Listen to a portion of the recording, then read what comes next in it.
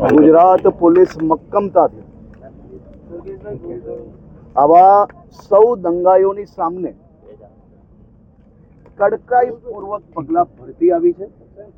અને ભરતી આવશે. આ બધા જ લોકોને આ તો માત્ર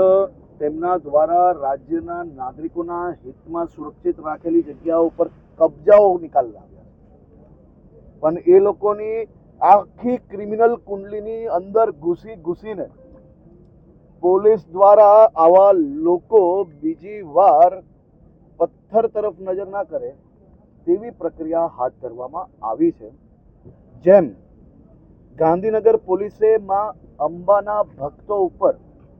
નવરાત્રી દરમિયાન પથ્થર મારીને આ તહેવારને આસ્થાને ઠેસ પહોંચાડવાનો જે પ્રયાસ કર્યો હતો, સૂરજની પહેલી કિરણો પહેલા ઘરના દરવાજાઓ છુપાયેલા લોકોને ઘરના દરવાજાઓ તોડીને આ બધા જ દંગાઈઓને પકડ્યા પછી કડક એક્શન લેવામાં આવ્યા અને એના પછી તેમની સંપૂર્ણ કામગીરી, તેની આવક શું છે, ક્યાંથી આવક થઈ રહી છે અને બધા જ લોકો પાસેથી આ થયેલા નુકસાનનું ભરપાઈ કરાવીને જ શાંતિ મેળવશે.